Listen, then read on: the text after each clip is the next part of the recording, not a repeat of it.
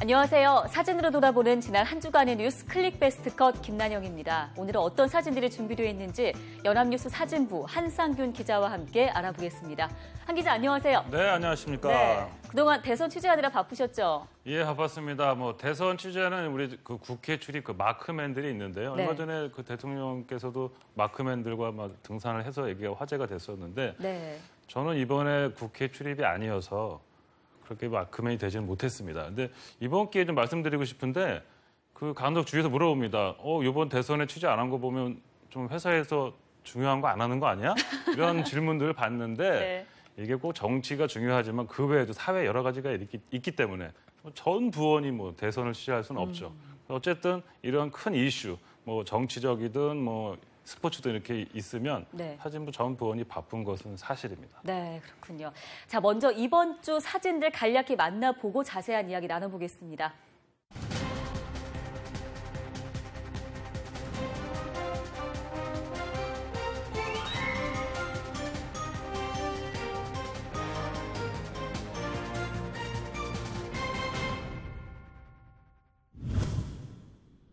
문재인 대통령이 보이고요. 옆에 김관진 국가안보실장, 홍영표 통일부 장관 있고요. 옆에는 이병호 국정원장, 또 반대쪽에는 윤병세 외교부 장관, 그리고 한민국 국방부 장관의 모습도 살짝 보이는데요. 외교 안보 관련 장관들이 다 모였어요. 네, 그렇습니다. 국가안전보장회, 즉 NSC 상임위 장면입니다. 이런 사진 같은 경우는 청와대 출입 기자가 있지만 대부분 이건 청와대 전속이 찍어서 제공을 하고 있습니다. 네. 지난 일요일 아침이었죠. 북한이 이날 오전 5시 27분 평안북도 구성 일대에서 탄도미사일 한 발을 발사했습니다. 그래서 문 대통령이 당시 오전 8시에 NSC 상임위에 참석해서 회의를 주재하고 있는 모습입니다. 네. 그런데요, 참석자들 얼굴을 좀 보면요. 표정이 다 이렇게 어두워 보이거든요. 저만 느끼는 건가요? 상황이 상황이니만큼 네. 밝은 표정이라고 할 수는 없겠죠. 문재인 대통령의 말씀하신 그런 느낌이 드는 게 네. 박근혜 정부 관료들이기 때문에 네. 그런 느낌이 들 수도 있습니다. 그림이 좀 뭔가 안 어울린다고 할 수 있죠. 대선 전날에 장차관들이 인사혁신처에 일괄 사표를 제출하긴 했는데 아직 전부 수리가 되지는 않았습니다. 박근혜 정부의 강요라고 해서 모두 해임을 하면 상당 기간 국무회의도 그렇죠, 열 수가 없게 되기 때문이죠. 그래서 이번 정부 출범 초기에는 박근혜 정부 강요들과의 불편한 동거가 불가피할 것이라는 전망입니다. 네. 다음 사진 볼까요? 이 사진은 지난 16일에 정부 서울청사에서 열린 국무회의 모습인데요. 네. 여기 모인 장관들도 앞에 사진과 마찬가지라고 할 수 있죠. 네, 여기 대통령이 참석하지 않아서 그런지 장관들의 표정이 조금 더 편안해 보인다 이런 느낌도 드는데요. 이날은 이제 총리가 주재를 해야 되는데 네. 지금 총리가 이제 공석이라서 유희로 경제부총리가 주재를 했습니다. 근데 이 자리에서 이제 문재인 대통령 1호 업무 지시 사항인 일자리위원회 설치안이 의결됐습니다. 새 대통령의 업무 지시가 전 정부 국무위원들에 의해서 의결이 된 거네요. 네. 전임 대통령의 탄핵이라는 사상 초유의 사태로 급하게 치러진 대선, 그리고 인수위 기간 없는 새 대통령의 취임, 이번 정부에서만 볼 수 있는 독특한 풍경입니다. 다음 주제로 넘어가 보겠습니다. 네, 이번에는 러시아의 푸틴 대통령인데 피아노 연주도 할 줄 아나 봐요. 네, 저도 푸틴이 피아노 칠 줄 아는 줄은 몰랐습니다. 네. 러시아 사람들은 이제 1인 1기라고 해서 악기 하나 이상은 다 다룰 줄 안다고 하잖아요. 그런데 여기는 러시아가 아니라 중국 베이징의 다오이타이, 그러니까 조오대라고 하죠. 그러니까 네. 국빈들이 묵는 곳입니다. 여기서 이제 피아노 연주를 한 거죠. 저 여기 어딘지 알 것 같아요. 제가 보도를 했는데 지난주 가본 적은 없어요. 네. 지난주 중국의 1대1로 행사에 참석한 모습이죠? 네, 맞습니다. 저 장면은 푸틴 대통령이 시진핑 국가주석을 기다리는 동안에 이제 피아노를 연주하는 건데요. 네. 이게 연출인지 아닌지는 좀 모르겠는데 구슬픈 단조의 러시아 노래가 흘러나왔습니다. 그래서 이 동영상이 SNS를 타고 퍼져나가서 중국 네티즌 사이에서 화제가 됐습니다. 네. 푸틴이 중국의 1대1로 프로젝트에 적극적으로 참여할 것이다 이렇게 밝혔다는 뉴스도 많이 나왔었잖아요. 네, 1대1로 행사 사진도 한번 볼까요? 네. 아, 정말 중국 대국이라고 하잖아요. 네. 스케일이 남다른 것 같습니다. 1대1로라고 저기 뒤에 쓰여져 있는데요. 네. 이게 하나의 띠, 또 하나의 길이 이렇게 해석할 수 있나요? 네, 그렇죠. 글자 그대로 풀이하면 그렇습니다.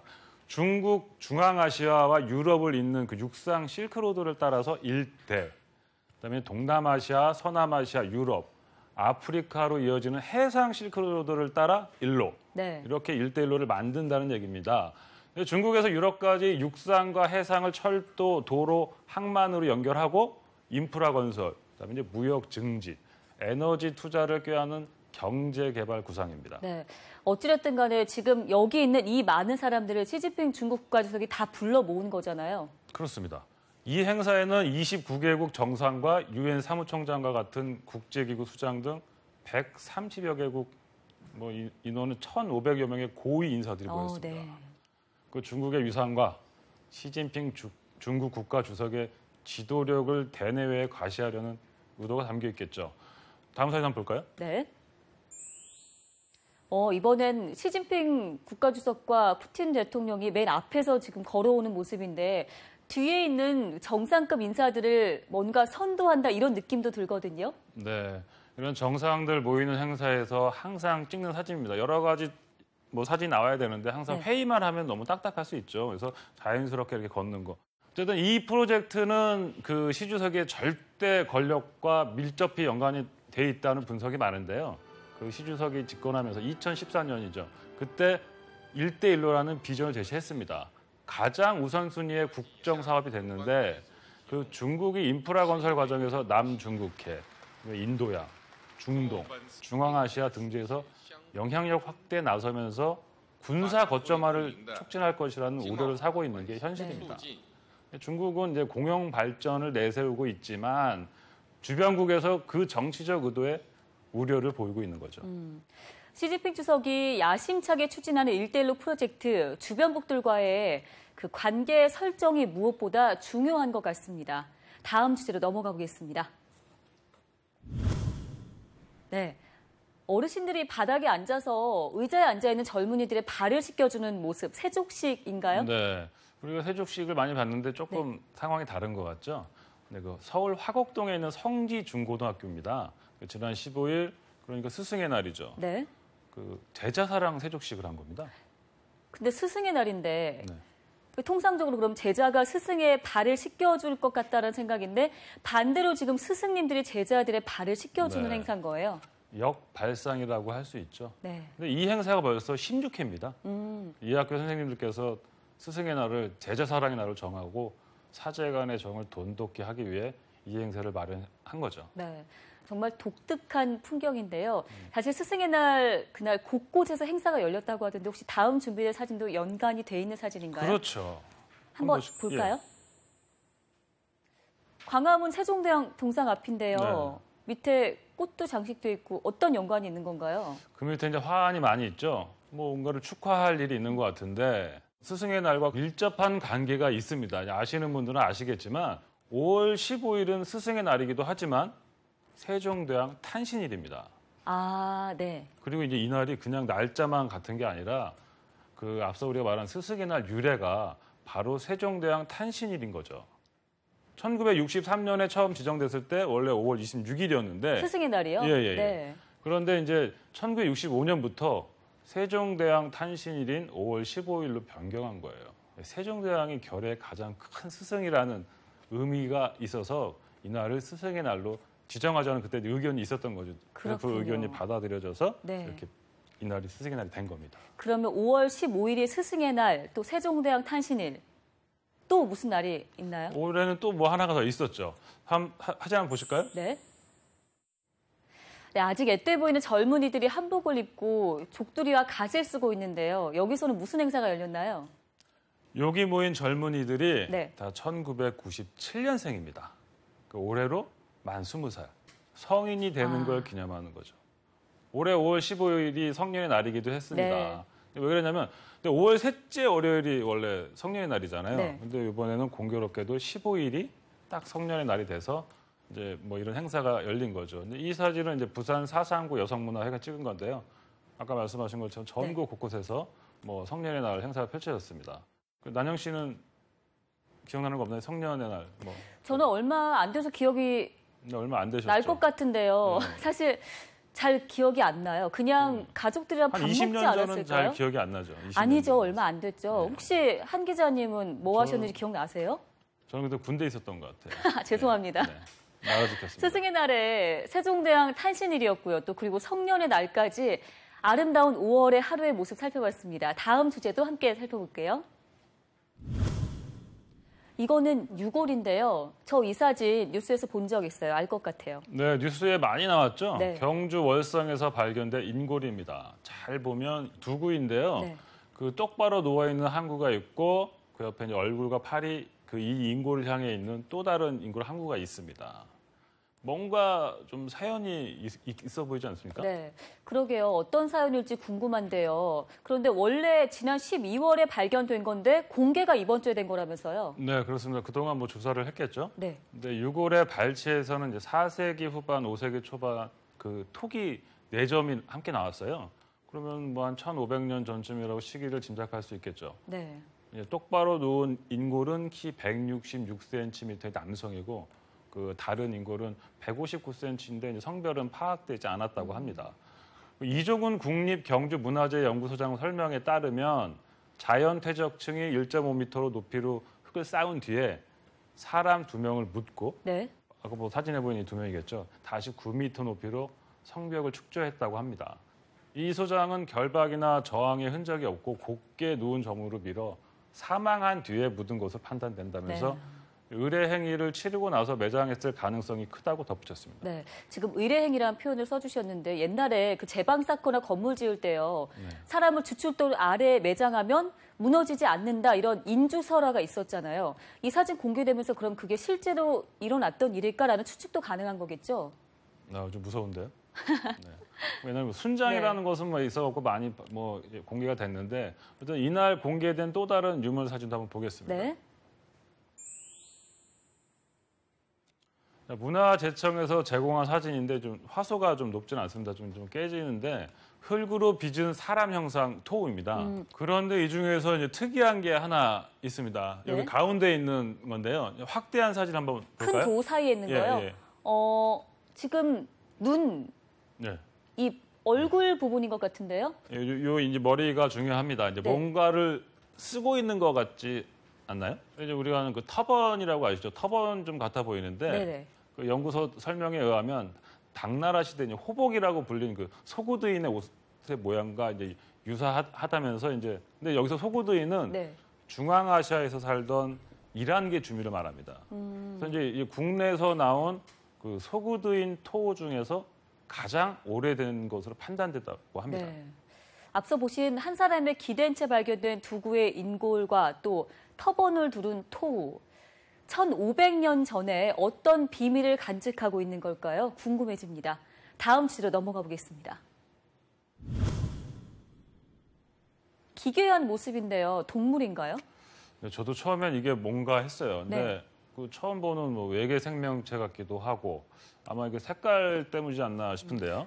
털 색깔이 약간 노르스름한 흰색이잖아요. 다리 모양도 좀 특이하고요. 네. 사진을 찍은 각도가 이래서 그렇게 느껴지는 걸까 하는 생각도 네, 들고요. 좀 이런 모양인데 네. 네, 이 동물은 외계 생명체가 아니고요. 오랑우탄입니다. 평소 알던 오랑우탄이랑 다르죠. 다른데요? 지난달 27일 인도네시아의 한 오지 마을에서 주민에게 잡힌 건데요. 털이 그러니까 하얀 알비노라고 하죠. 네. 그러니까 이제 백색증 오랑우탄인 겁니다. 얼굴을 한번 자세히 볼까요? 네. 아, 가까이 보니까 깜짝이야. 오랑우탄 맞네요. 색깔은 조금 다르지만 오랑우탄이네요. 눈 색깔이 너무 이쁜데 눈 색깔이 약간 푸르스름한 빛을 보이고 있죠. 근데 네. 흰 털에 파란 눈을 가져서 이제 매우 희귀한 개체입니다. 근데 보통 이제 희귀한 만큼 사람들에게 포획의 표적이 될 수 있겠다라는 생각도 드는데요. 그렇죠. 네. 안 그래도 이제 인도네시아에서는 일반 주민뿐 아니라 뭐 경찰, 정치인 등 힘 있는 사람들이 이 오랑우탄을 애완동물로 이제 삼아서 키우는 관행이 있는데, 근데 이렇게 흰색의 푸른 눈을 가진 게 나왔으니 탐이 나겠죠. 네. 이제 주민에게서 이 오랑우탄을 넘겨받은 보르네오 오랑우탄 생존 재단은 그런 이유 때문에 애초에 이 오랑우탄을 방사하지 않으려 했었는데요. 결국엔 방사하는 것으로 네. 결론을 내렸습니다. 근데 아직 방사되기 전인데 한번 사진 한번 더 볼까요? 네. 아기가 이렇게 보살핌 받는 모습인데 글쎄 오랑우탄 입장에서는 이렇게 갇혀 있는 것보다는 자연으로 돌아가는 게 좋을 것 같다는 생각도 드는데 사실 현실적으로 좀 위험에 빠질 확률이 높잖아요. 이미 뉴스를 통해서 알비노 오랑우탄의 존재를 많은 사람들이 접했겠죠. 그렇죠. 그래서 이 단체에서는 오랑우탄의 안전을 위해서 방사 장소와 시기 등 이런 관련된 정보를 공개할 수 없다고 말했습니다만, 네. 현지에서 이제 방사 장소를 숨긴다고 오랑우탄의 그 안전이 보장될 수 있겠느냐는 지적이 제기되고 있습니다. 네, 특별한 외모를 타고난 한 생명. 앞으로 그에게 닥칠 운명은 어떤 걸까요? 다음 주제로 넘어가 보겠습니다. 넓은 들판인가요? 저 끝에는 물도 보이는데요. 어디예요, 여기? 예, 그냥 넓은 들이면 얼마나 좋겠습니까? 네. 근데 들이 아니라 여기가 원래 저수지입니다. 그런데 물이 이렇게 없어요? 예, 경기도 완성시에 있는 금광 저수지입니다. 가뭄 심각하다라는 얘기 들었는데 이 정도 상황일 줄은 몰랐네요. 네. 지난 월요일에 찍은 사진인데요. 저수율이 50% 이하로 떨어졌다고 합니다. 다른 저수지 상황도 한번 볼까요? 네. 네. 이거 저희 드론 팀이 찍은 이제 항공 사진인데 충남에 있는 보령호입니다. 저기가 원래 물로 가득 차 있어야 할 저수지인 거죠. 지금은 이제 실개천만 보이고 있어요. 또 이제 가운데 길게 길이 나 있잖아요. 네. 저게 원래 저수지가 생기면서 이제 수몰됐던 길인데 이게 이제 가뭄이 심각해지니까 다시 드러난 거죠. 당장 모내기철이 다가오는데요. 농민들 걱정 이만저만이 아니겠어요. 속이 타들어가겠는데요. 네. 한국수자원공사의 가뭄 분석센터라고 있는데 여기서 이제 전국 가뭄 지도를 만듭니다. 네. 근데 지금은 경기도 안성, 화성, 충남 서산, 홍성에 경고등이 켜졌습니다. 안성과 서산은 이제 3개월 전망에서 심함 단계로 이제 한 단계 격상될 것으로 예측이 되고 있습니다. 네. 전남이나 경북에는 저수율이 충분해서 농사에 지장이 없다라는 뉴스가 있긴 했는데 네. 경기 또 충청 지역 이렇게 봄 가뭄으로 몸살을 앓고 있습니다. 대책이 시급한 상황입니다. 자, 마지막 주제 살펴보겠습니다. 촛불 집회 모습인데요. 네. 보면은 지금 우리나라는 아닌 것 같고 여기는 어디예요? 네, 아까 그 오랑우탄이 살고 있는 인도네시아입니다. 네. 오랑우탄 때문에 집회를 하는 건 아니고 이슬람에 대한 신성 모독으로 구속된 자카르타 주지사 아혹을 지지하는 집회입니다. 근데 여기서 이제 제가 이 사진을 고른 건 바로 이 촛불 때문입니다. 촛불 지금 겉에 플라스틱 컵이 이렇게 있잖아요. 네. 우리나라는 보통 이렇게 종이컵 안에 들고 다니잖아요. 네, 그렇죠. 촛불 집회하면 이제 우리나라가 이제 규모나 내용 면에서 이제 전 세계에서 가장 선진국이 아닌가 싶은데요. 네. 나라마다 촛불이 다 그런 집회가 다 다르더라고요. 그래서 한번 찾아봤습니다. 사진을. 네. 다음 사진 보시죠. 여긴 어디예요? 예, 여기는 포르투갈입니다. 이제 파티마 성모 발현 100주년 행사가 있었던 지난주 사진인데요. 그 초 모양이 좀 다르죠? 앞서 본 사진이랑 다른 게 이건 유리 같기도 하고 종교 행사라 그런지 조금 더 예쁘게 느껴진다 이런 생각도 들어요. 또 네. 다른 사진 있나요? 예, 물론이죠. 네. 다음 한번 볼까요? 네, 여기는 아까 그 푸틴 대통령이 있는 러시아 소치입니다. 네. 제2차 세계대전 때 나치에 맞서 승리한 거를 이제 기념하는 집회입니다. 초 모양이 좀 다르죠? 네. 이건 집 안에 장식용으로 놔도 되게 예쁠 것 네, 같은 되게 캔들 모습인데요. 러시아 감성이 이런 거예요? 글쎄요, 모르겠네요. 근데 비슷하지만 이제 네. 조금 다른 촛불 사진 한번 볼까요? 네, 여기는 스페인 북부 게르니카입니다. 피카소의 그림으로 이제 유명하죠. 게르니카 대학살을 추모하는 집회입니다. 네. 사람들의 표정은 굳어 있는데 손에 빨간 꽃 그리고 빨간 촛불이 눈에 확 들어오네요. 네, 다음 사진 보시면 전혀 다른 불을 좀 볼 수 있습니다. 네. 이거는 프라이팬에 불이 붙은 모습인데 독특해요. 네, 이라크인데요. 좀 발음이 좀 어려운데 야지디교 사람들입니다. 네. 근데 이 교회에서는 그 설날이 이제 매번 다른데 올해는 이제 4월 18일이었다고 합니다. 이제 새해를 맞는 모습인데 저건 뭐 촛불이라고 할 수는 없겠는데 어쨌든 그 불과 관련된 거라서 좀 특이한 광경이라 한번 골라봤습니다. 네. 불 모양이 뭔가 좀 아라비안 나이트 이렇게 나올 법한 모습이잖아요. 다음 사진은 미국입니다. 여기는 초를 그냥 아무 장치 없이 그냥 들고 있는데요. 네. 저거 촛농 떨어지면 뜨거울 것 같은데. 우리나라에 종이컵을 좀 갖다 주고 싶어지는데 네, 저도 그 생각 들었어요. 예, 학생들 옷을 보면 이제 알겠지만 버지니아 공대입니다. 이제 기억에도 생생한 10년 전 총기 난사 사건을 네. 기억하는 모임입니다. 앞서 살펴봤지만 모양은 조금씩 다른데요. 사람들이 초를 들 때 공통된 마음, 간절함이 아닐까라는 생각이 듭니다. 지난 겨울 우리나라의 촛불이 생각납니다.